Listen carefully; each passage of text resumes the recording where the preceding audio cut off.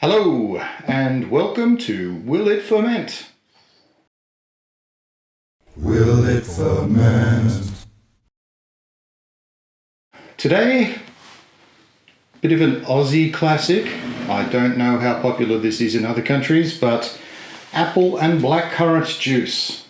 Okay, standard Aussie juice combo. So we're going to give this a try. Will it ferment? Looking at the nutrition information on the packet, it says sugars are 9.4 grams per 100 ml. So that's up there on the range of soft drink and stuff. So there should be plenty of sugar in here to ferment. It'll be interesting to see when I take the reading as to what we actually get from this. So this is pretty straightforward. We're going to ferment it right here in the bottle. So first thing we need to do is get it open, pour a little bit off so we've got a bit of room to work.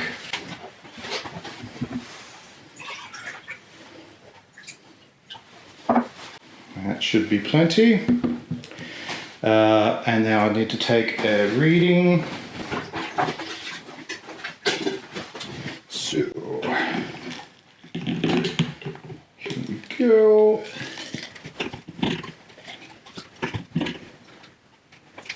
Spoon juicer there. Okie doke. That is sitting on 1.044, I think, which is pretty respectable.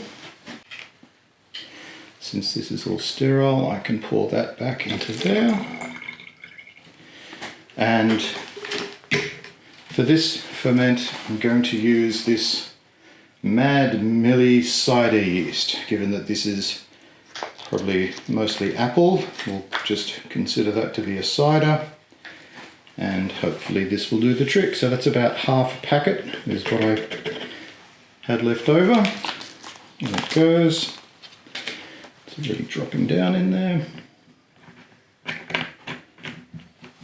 Chuck the lid on. Give it a shake to help aerate the juice. That's pretty much it. Now we just put an airlock on it and let it go. Okay, one airlock,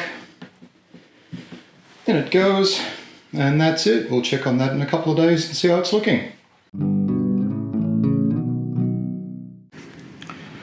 And here's our apple and blackcurrant juice 24 hours after we've started it. You can see lots of little bubbles going on in there. So definite fermentation action here. Airlock doing its thing.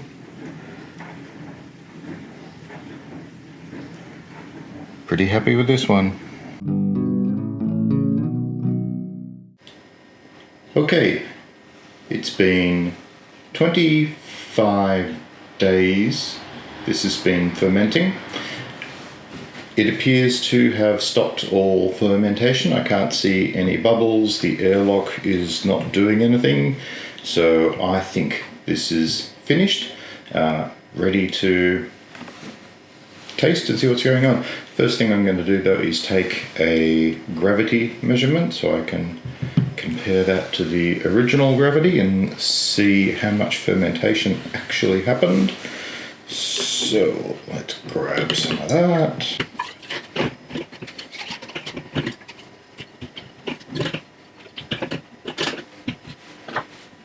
Check to see where we're at.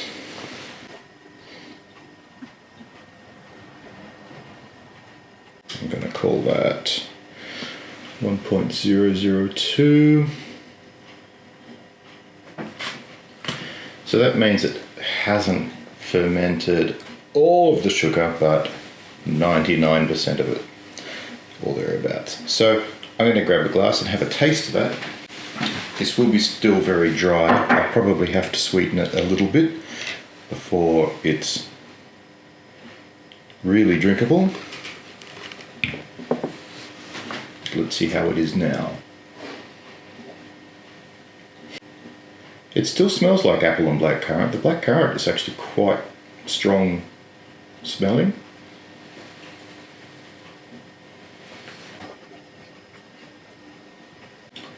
That's not as bad as I thought. I thought it'd be really dry and not very drinkable. It is dry. I do want to sweeten it a bit, but it's actually quite drinkable as it is. That's not bad. But I still need to get that out of this bottle and into another bottle, mainly because we've got the dead yeast and stuff at the bottom, and I don't want it sitting on that all the time. So I'm going to transfer bottles, and then I'll sweeten, and then I'll taste again. The main reason I transfer the ciders and juices and whatnot from one bottle to another after they've finished fermenting is at the end of the primary ferment, the yeast dies and falls out of suspension and forms this layer of goo at the bottom of the bottle.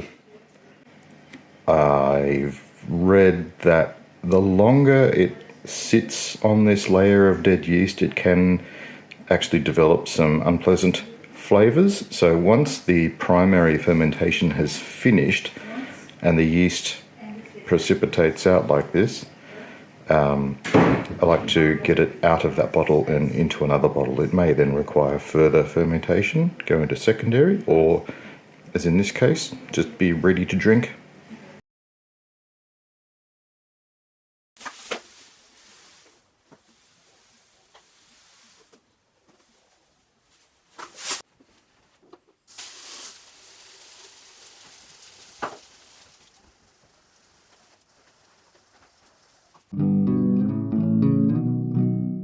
That's actually relatively clear. It's a nice colour. It's still got the reddish colour from the blackcurrants. Still smells good. Let's give it a little taste. That tastes alright. I don't think apple and blackcurrant is my all-time favourite flavour combination. It is a bit of a classic flavour combination, but as a finished drink, that's not too bad. It's funny, I can't really taste the alcohol in it, but it did ferment out nearly all of the sugars, so it should be sitting around 5%, but I can't really taste that. I'm going to give this a 3 out of 5. It's quite tasty, and thank you. I'm going to finish drinking this.